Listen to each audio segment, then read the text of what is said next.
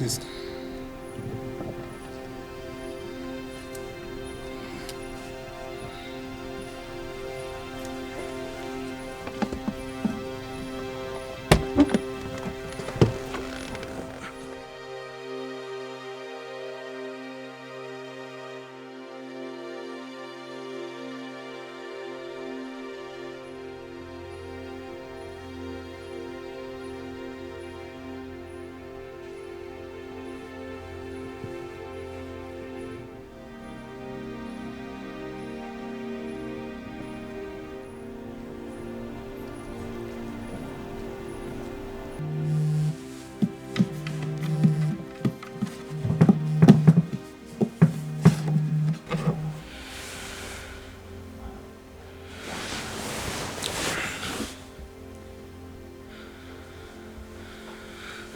Alo. Musabite. Ni sawa. Wahageze se? Ndi kuza sindagera ariko mpuye n'akabazo wangu. Huye n'ikibazo. Umva, hari umukobwa anyuzeho mu nzira yasinze. Umva yasinze bikabije cyane pe. Uko mubona birasa nkaho yayoba ahantu ajya kandi amasaha yakuze ashobora kugirirwa nabi.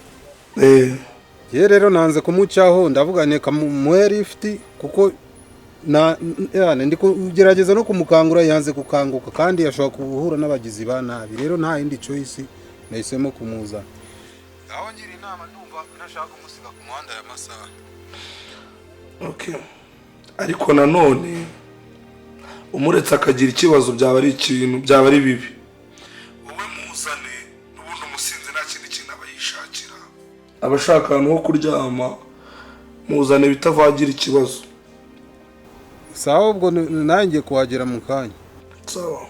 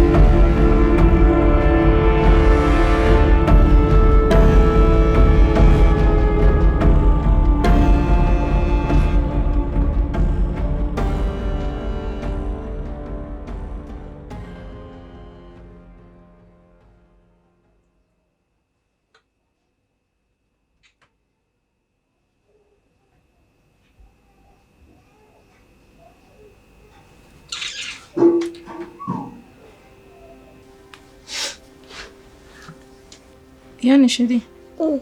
Katwa tugiye kuryama. Mama ntago ari gufata telefone. Yanda ari kuri moto. Urari buze kuza mu kanya. Ndaryamaje. Oya sheri. Subize ko mama wawe yanga iyo utaryamye. Rero tugende kuryama. Ataza agasanga wicaye akaza kurakara. Naza ndakubyutsa sibyo? Ngatugende.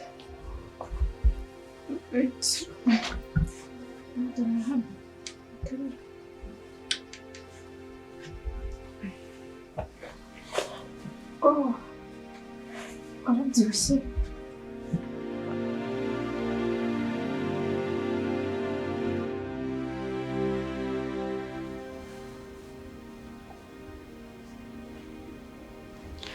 Alo?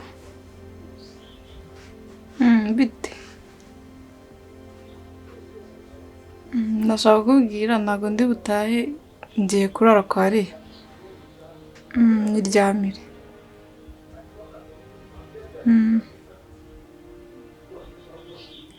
Sawa bye ijoro ryiza.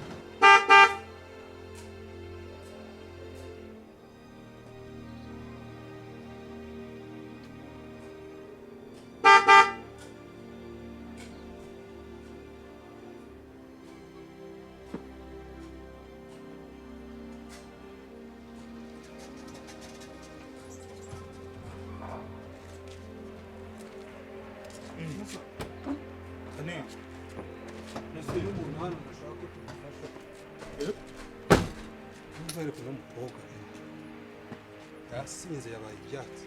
Ese usigaye ucyura abasinzi mo? Umva mani kunuta umusayidi nuse nari kumusiga mu muhanda ameze gutya byamurenze sha. fasha mani muri ture hako harimo n'amafenge se n'inzoga gusa za ambara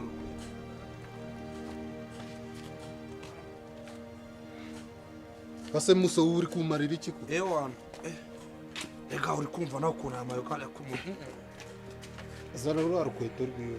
Izo nkweto zi.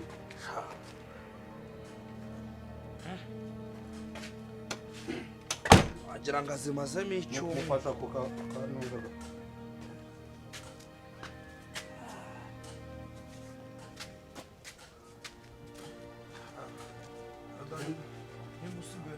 Tora bwe aho kunzira arataza aho yitse. Kwinjiza umuntu mu gipangu cyacu meze gutya mwana. We ntabwo byakuba. Wagira ngo yanyweye. Kirwose. Ase kwa muri simusa nawe kweri. Ndakubwiye ngo umfashe.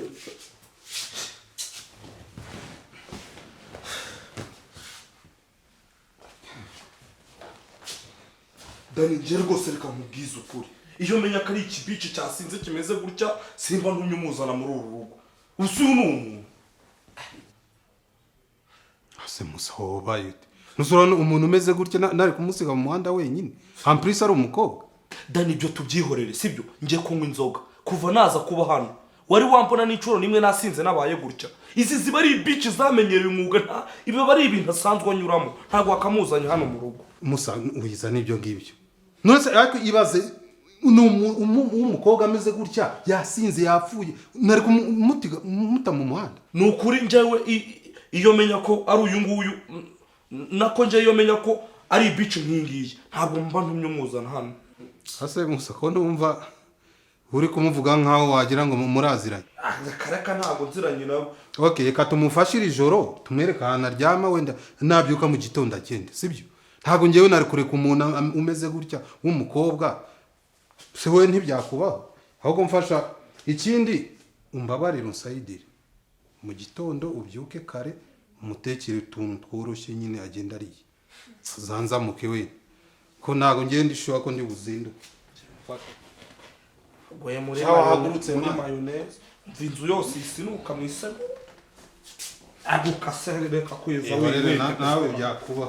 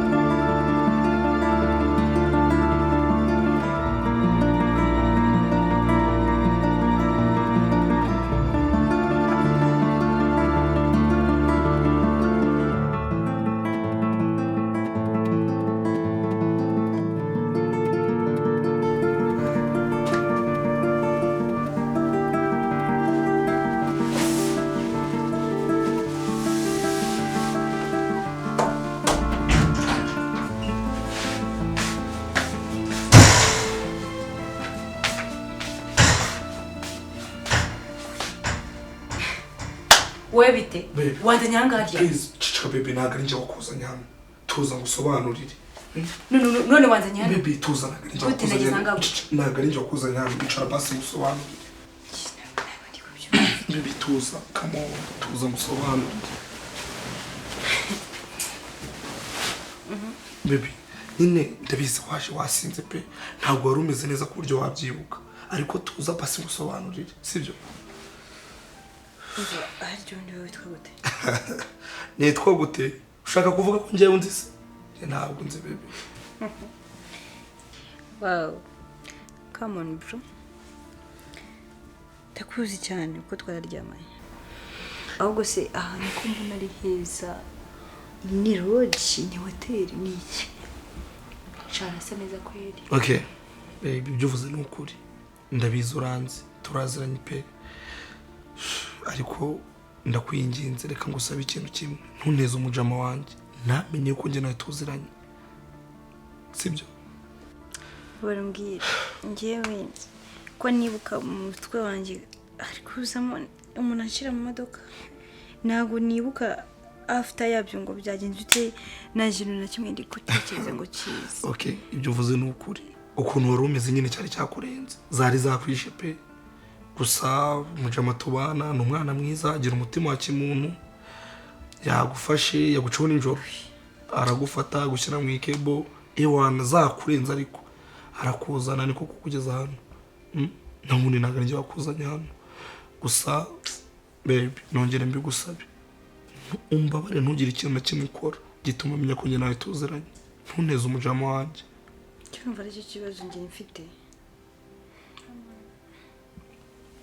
ndagusabye kabisa Musa Yola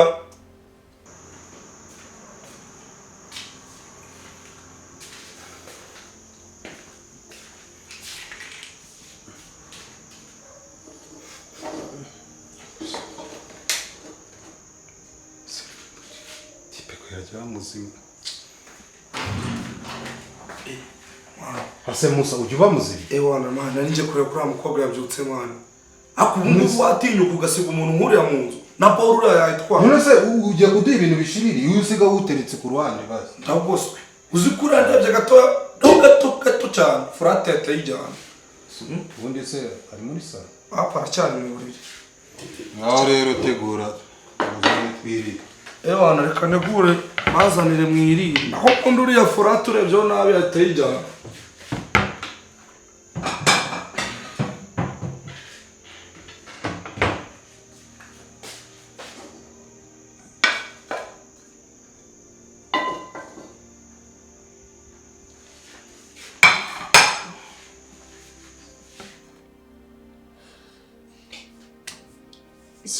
Teddy nukuri ndakwingenza mbara munjyane nanjye sinzi ko byanyenze burana niduhura ndaza kugusobanurira rwose ndakubwira buri kimwe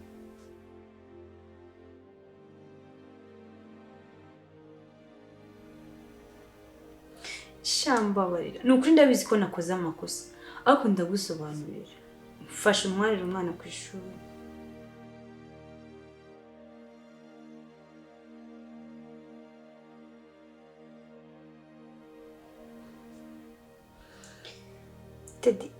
Teddy sinagusabye imbabazi ariko mva wenjyanira yani ku ishuri ngiye niduhura ndagusobanurira ndakubwira buri kimwe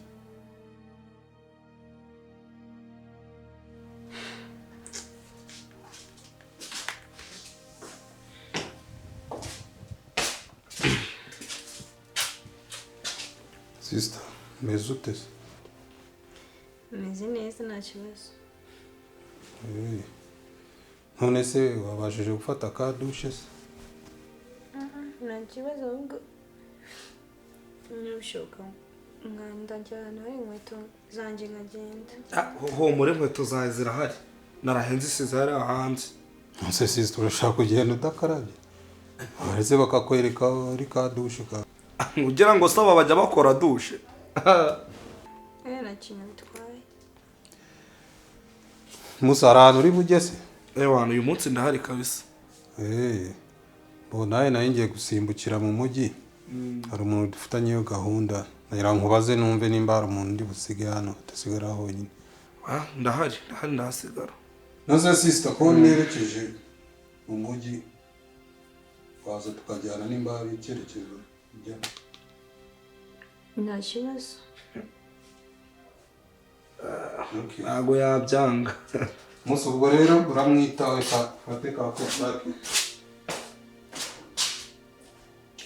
Sinzi dufite ikibazo. Abundi tuvugisha ukuri kandi ikintu ngiye kukubaza umbwiza ukuri ntumbeshye. Ubundi wanyibukaga ko twahuye rimwe.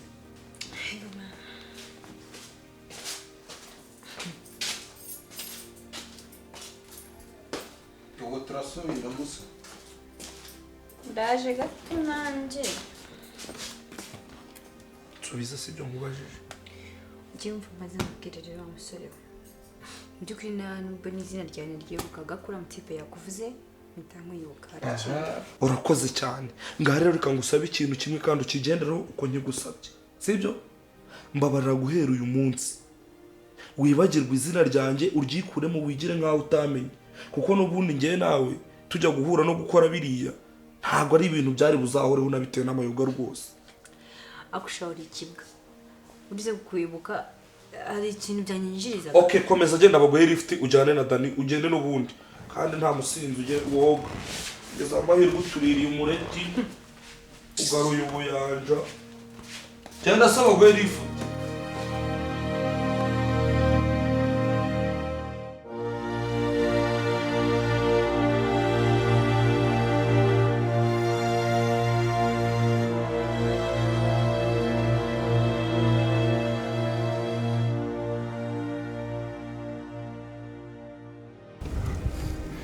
None se utuye muri quartier?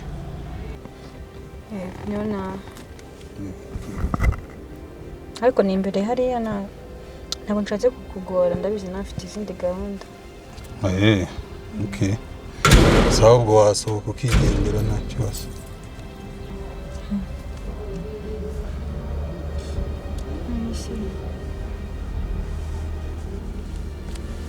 Ese urimo n'ibiki? Sorry. Ko ntago kigeze twibwira nitwa. Ntago ari ngombwa ubwo tuzibwirana ubutaha. Wakwigendera nta kibazo ufite izindi gahunda ngiye kujyamo. Mwakoze kubwa byose. Sawa nawe urakoze.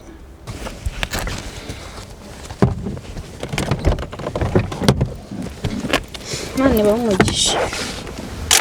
Urakoze. Bye. Okay, wowe uzampamagare umvugishe.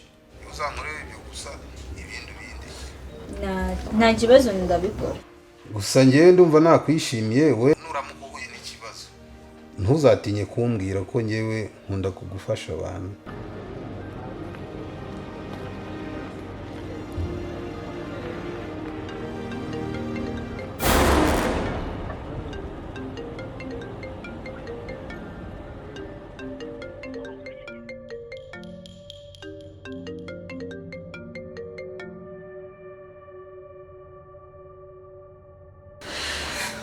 ariko rero njye ntabwo ndi kubyumva neza. Njye ntabwo ndi kumva ukuntu umusore yagukuye ku muhanda wasinze akakujyana akakurarana ugacya nta kintu agukoreye. Ntabwo mbyumva pe.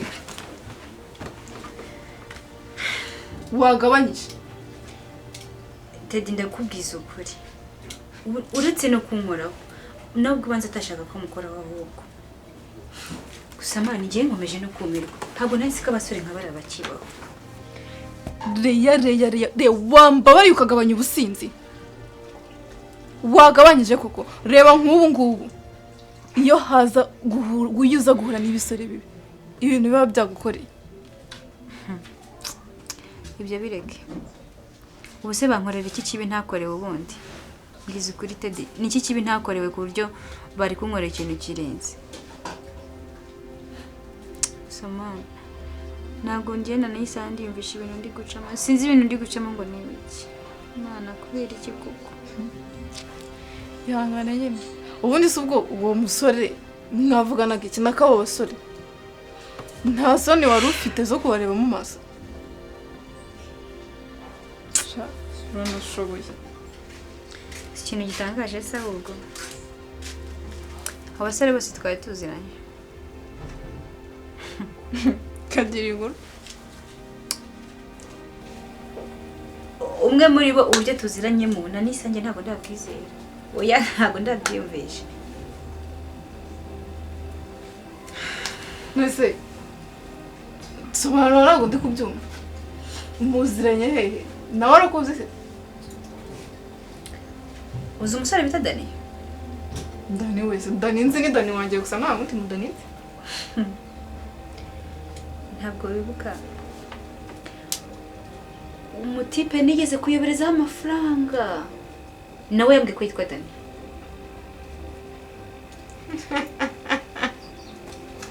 Mwavuganye se? Nakubwira kandi uriya muntu uzamugirira umugisha. Ahubwo se mbwira. Wamuhamagaye. Washakaga kumubwira iki? Ubu ni se wamuhamagara iki ko wari waravuze yuko utazongera kumuhamagara? Sinabwo wibuka yuko ubwo ataka kuvugana yambwiye ngo n'igice cyazo nzamubwira. Ntumbwire ko wari ugiye kumwaka amafaranga. Ntabwo beshya. Ngiye kumwaka amafaranga kuko nta wundi muntu nasigaje guhamagara. Ubwo rero nyine ubwo twari turi mu modoka. Kwa kundi uba uri gusohoka kavuga uti reka mbe mnihamagara n'undi nyine umuntu nshaka kuvugisha. Aho hanya numva telefone yiwe irasonye. Nyine numva telefone isonye mu modoka mvuye. Numva mubiswe n'inkuba. Neza ubwo bigenza gutura muhamagara. Ntabwo mbizi. Ntabwo n'abanyimuhamagaye. Ndatekereza ko ngiye ahita amenya ubundi we. Ntumuhamagare pe. Nese ndabigenza gute? Mbana ngire inama tete. Nese ndakora iki? Niwe muntu wenyine nanitsigaje reka. Oya. Ivyo kumwaka amafaranga byo rwose wapi? Ushaka ubundi buryo Imana ifite kundi iri bubigende. Arampamagaye. Inde? Arampamagaye Dani yewe. Urabeshya. Turebe. Mwitabe nyine. Ntabwo namwita. Mwitabe weho uri kumva? Nese ndamwita vuga n'ibindi iby'amafaranga ntabwo uzi ko vugana umuvugisha ibindi bisanzwe wijijije amafaranga yo muyamwake. Anamwita. Halo? Biteze? Ni byiza. Sha sorry kare wampamagaye mbura ukuntu nkuvugisha nari ntwaye. Mvuga ndi bukuvugishe nyine nashakaga kukubaza uko umeze. Urakoze cyane. Gusa njye nari nzi ko utazigera umpamagara. No way. Sinari nagusezeranije se ko nzakuvugisha. Nagombaga kubikora. Okay. Bivuze ngo uri ba bantu nyine bazirikana isezerano. Yego. Ya nukuri urakoze cyane. Gusa utumye nifuza ko twahura nyine nkakubona. Undi se birashoboka ko twazahura tukaganira. Why not? Byashoboka cyane rwose. Okay. Ubwo rero nukuzashaka umunsi tugahura tukaba twamenyana. Sibyo? Nta kibazo. Okay. Urakoze cyane rero ubwo nari mparitse mu muhanda. Nari ngiye kugenda ubwo nukuguma tuvugana tuzavugana dupange turebe ko twahura. Yego nta kibazo. Sawa urakoze cyane umunsi mwiza. Nawe. Okay, bye.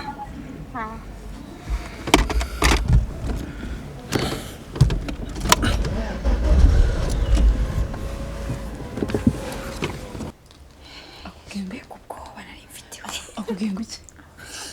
Umva nyine nta kidasanzwe ni wambuze nari ntwaye.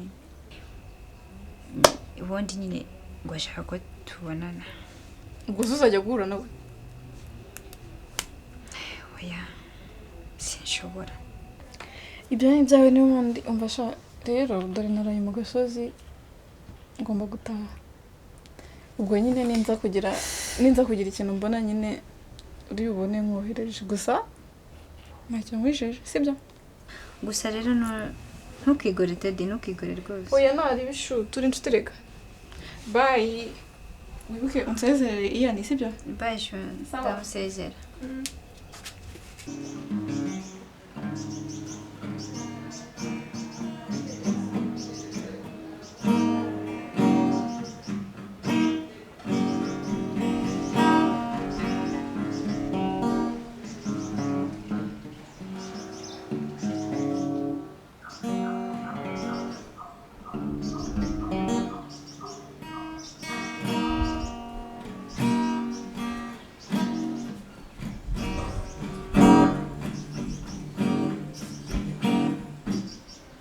Wow.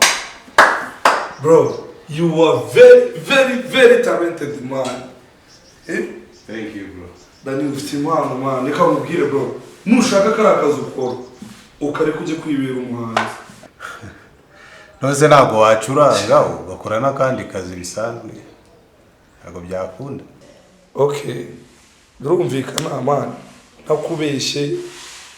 Fasha iminota 30. Ndi muri salo ndi kukumva. Numva uburyo ucuranga ariko man izi ndirimbo uri gucuranga ntabwo ari shyashya uri mu rukundo. Oya umva bro. Burya biterwa n'ukuntu umuntu aba yaramutse mood arimo wenda mood naramukanye ni urukundo nyine. Muri romantic.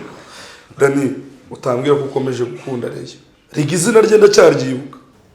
Ahubwo uranyibukije ko mu gitondo yampamagaye turavugana newana numva muri ngewe ndumva ntazi ukuntu umeze kabisa numva kanu kakanyamuneza numva nahita mubona ku kanya ariko Dani tureke guca ku ruhande tureke to be clear tuvugisha ukuri to be honest.